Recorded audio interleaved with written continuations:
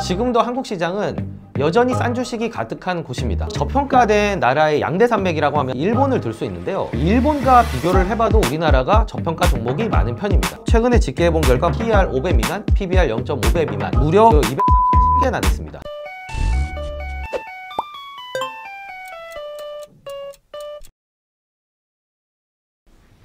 안녕하십니까, VIP 자산용의 최준철입니다. 제가 감기를 오래 앓아서 그동안 영상을 찍을 수가 없었습니다. 많이들 기다리셨을 텐데 기대에 부응하지 못해서 죄송한 마음에 컨디션이 그래도 좀 회복이 되는 대로 이 카메라 앞에 섰습니다. 이번 감기 독하니까 다들 조심하시고 겨울 잘 나셨으면 좋겠습니다. 요즘 시장을 보면 일단 테마주가 다시 기승을 부리고 있죠. 내년 총선도 있고, 그리고 올해 AI라든지 로봇이라든지 여러 가지 또 상상력을 자극할 만한 그런 이슈들이 많이 대두가 됐기 때문이 아닌가 싶습니다. 그뿐만 아니라 넘버보다는 좀 내러티브가 좀 더 강세를 보이는 그런 상황이기도 하고요. 심지어는 펀더멘털이 있는 종목도 모멘텀이 없으면은 주가가 가지 못한다, 이런 의구심도 계속 팽배해 가는 것 같습니다.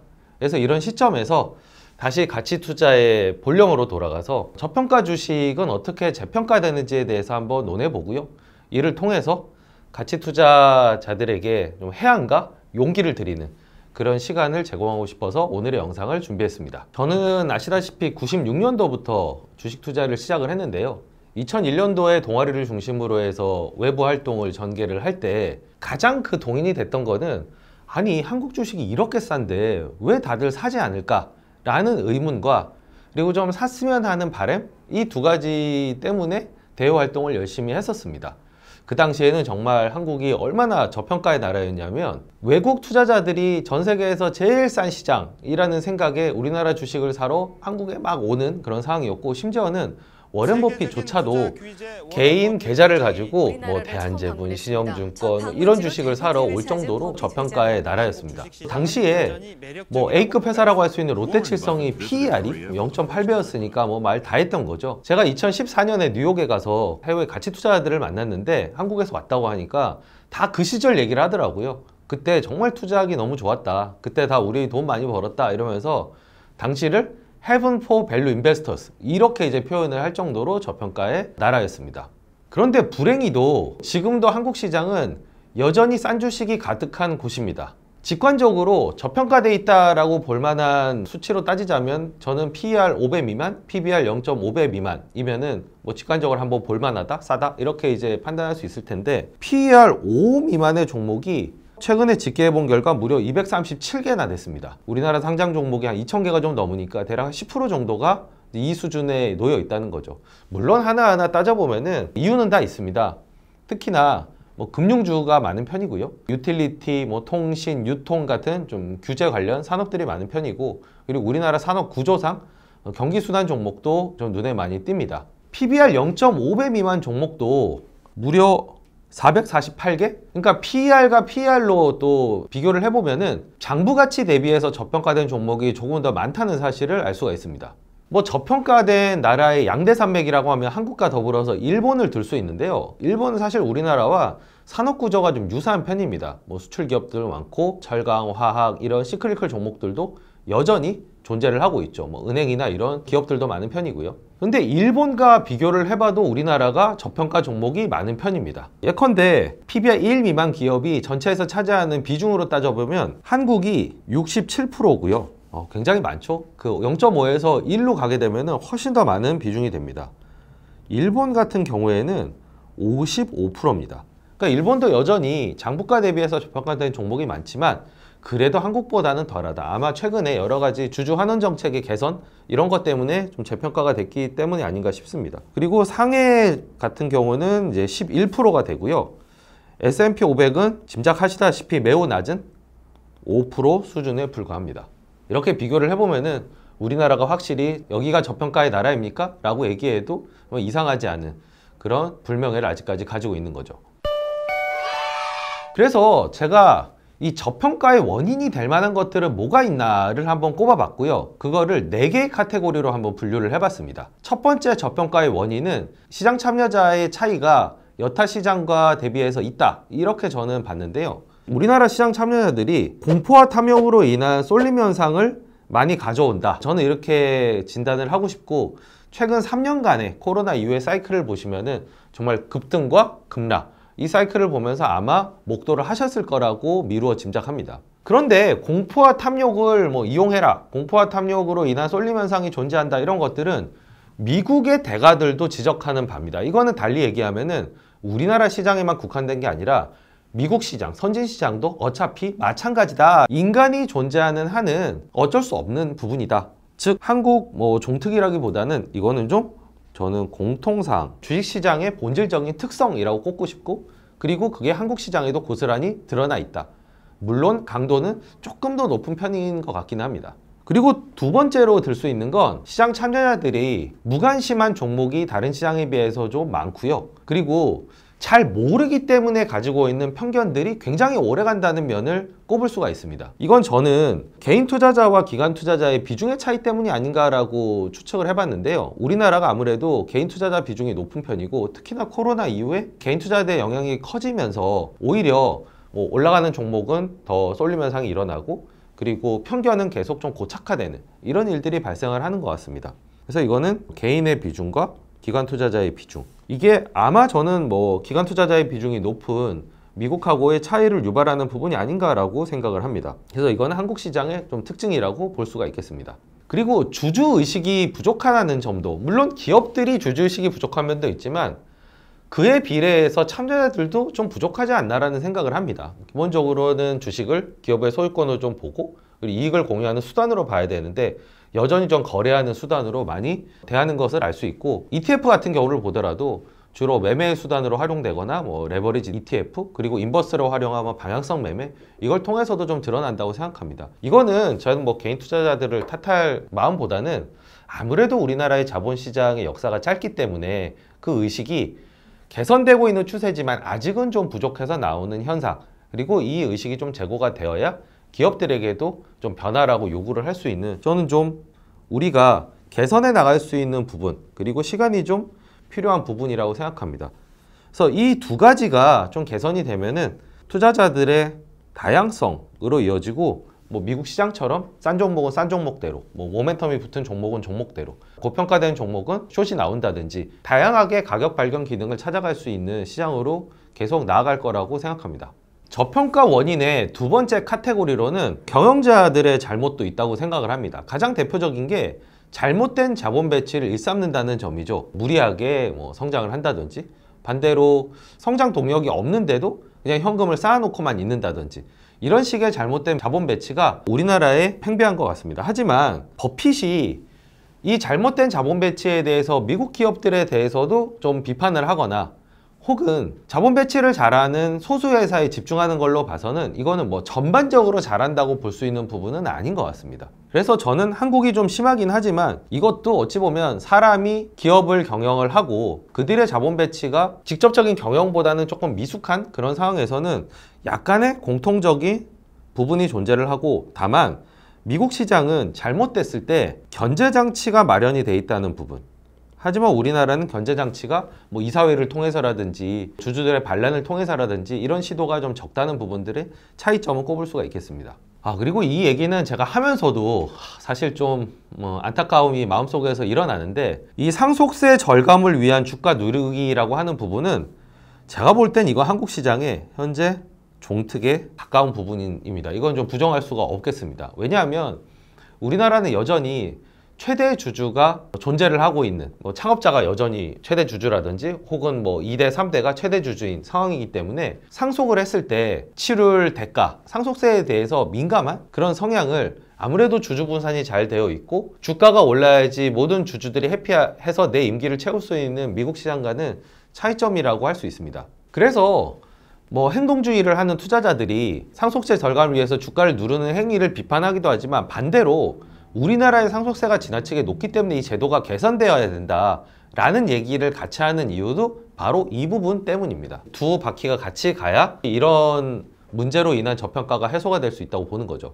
그리고 주주 환원 정책이 부재하다는 점도 저평가의 원인이라고 볼 수 있는데, 그만큼 주주 환원 정책을 잘하는 곳이 아주 소수고, 그들이 또 최근에 좀 추앙을 받고 주가에 반영이 되는 모습은 전반적으로 다 그렇다면 이게 튀는 행위가 아닐 텐데 지금은 좀 희소한 그런 얘기라고 볼 수 있죠. 물론 이게 발전이 돼가 나가는 추세라고 생각합니다. 최근에 장기 주주환원 책을 제시를 한다든지 배당을 미리 좀 높여서 발표를 한다든지 뭐 자사주 소각이 나온다든지 변화의 모습은 분명히 보여주고 있는 부분이지만 여전히 전반적으로 저평가 요인의 부담으로 작용을 하고 있습니다. 이거는 뭐 경영자들의 의식이 부족한 탓도 있지만 기본적으로는 좀 인센티브가 부족해서 나오는 현상인 것 같기도 합니다. 주가가 좋으면 뭐 내가 뭐가 좋은데, 예를 들면 전문 경영이라면 주가와 내 임기가 뭐 관련이 있다든지, 혹은 최대 주주라면은 상속이 아니라 뭐 엑시트를 할 때 높은 가격을 받는다. 심지어는 이거조차도 지금은 두 가지 가격 형성이 돼 있죠. 주가는 별개로 뭐 프리미엄을 사적 시장에서 받아서 회사를 매각한다든 이럴 수 있으니까 주가에 신경을 덜 쓰게 되고, 결국은 주주환원책을 적극적으로 할 이유가 없는 거죠. 이제 이런 인센티브가 점차 개선돼 나가야 되는 것도 우리나라 시장의 과제입니다. 네, 그리고 세 번째 저평가의 원인은 기업 펀드멘탈에서 찾을 수가 있을 텐데요. 가장 큰 건 역시 성장과 주가는 비례를 합니다. 제가 뭐 저평가돼 있다고만 해서 주가가 올라야 된다 이런 걸 주장하고 싶은 건 아니고요. 저성장이면 분명히 주가가 오르지 못하는 요인으로 작용을 하는데, 이 저성장이라고 하는 부분이 과거에 비해서 좀 더 많아졌다는 점, 이게 우리나라 시장에서의 안타까운 부분 중에 하나죠. 다만 한 가지를 좀 꼽아보자고 한다면, 외국 기업들도 미국 기업들도 당연히 성장만 계속 할 수는 없습니다. 저성장 국면에 진입하게 되는데, 저성장 국면에 진입을 했을 때 분배 정책의 차이가 있다는 부분. 우리나라는 저성장으로 들어가도 계속 성장에 대한 미련 때문에 현금을 쌓아놓거나 하는 일들을 하지만, 미국은 그렇게 되면 경영권을 빼앗길 수도 있기 때문에 저성장이 되면 적극적으로 분배하는 정책을 펼치게 됩니다. 심지어는 뭐 애플 같은 경우도 성장을 한참 하고 있을 때는 주주환원 책에 크게 신경 안 썼지만, 좀 더 이게 슬로우 다운 해지기 시작하고 이익 현금률이 많아지기 시작하면서는 과감한 주주환원 책을 내놓으면서 이 두 바퀴로 굴러가는데, 우리나라 정확하게 이 사이클에 맞춰서 경영자들이 잘 하지 못하고, 이런 부분들의 차이가 있습니다. 규제 업종이 많다는 부분도 저평가의 원인이라고 할 수 있는데요. 대표적으로 뭐 은행이라든지 유통이라든지 가끔 뭐 음식료 같은 경우도 물가 문제 혹은 어떤 정부의 정책에 의해서 규제가 이제 들어오게 되면은 주주들이 깜짝 놀랄 수밖에 없죠. 근데 이런 빈도가 작게 되다 보면은 그냥 아예 낮은 밸류에이션이 고착화가 돼 버립니다. 물론 미국도 뭐 대표적으로 이제 제약업종 같은 경우는 건강보험 출혈을 줄이기 위해서 규제가 들어가기도 합니다. 그러면 이제 한번 주가가 폭락하고 규제 업종이 낮은 밸류에이션을 받는 그런 현상을 거기서도 목도를 할 수가 있는데, 우리나라 같은 경우도 좀 마찬가지라고 할 수 있고요. 그 종류가 좀 다르다고 볼 수 있죠. 미국은 뭐 은행이 규제 산업은 아니지만 우리나라 은행이 규제 산업에 속한다는 점, 이런 차이점도 좀 인식을 하면서 투자를 하셔야 되겠습니다. 그리고 좀 안타까운 부분 중에 하나가 60년대 70년대 중화학공업 증진 정책에 의해서 많은 과학, 철강 이런 기업들이 생겼고 잘 성장해서 우리나라를 먹여 살린, 심지어는 아직도 놀랍게도 생존해 있는 그런 기업들이 차지하는 비중이 크다 보니까 우리나라 전체가 좀 시클리컬적인 성격이 크고요. 기본적으로 시클리컬 회사들은 높은 밸류에이션을 받기가 현실적으로 어렵습니다. 거기에 뭐 건설이라든지 부채를 활용하는 기업도 이렇게 한 번씩 최근에 뭐 금리 발작을 일으킨다든지 이러면은 또 회사의 존립이 위태로울 수 있기 때문에 그때 사이클에 따라서 혹은 뭐 금리 발작에 의해서 위험하다 이런 때만이 아니라 이런 게 계속 반복된다는 걸 투자자들도 알다 보니까 평소에도 저평가되는 현상이 계속 이어지고 있습니다. 네, 마지막으로는 우리가 거래하는 이 자본시장의 환경 탓을 꼽을 수도 있을 텐데요. 일단 불투명한 정보 환경이 과거에 우리나라의 투자자들이 많이 불만을 토로했던 부분이었습니다. 회사가 너무 정보를 공유를 안 한다. 심지어는 뭐 2000년대 초반에는 탐방을 갈 수 있는 기업들도 굉장히 제한적이었었거든요.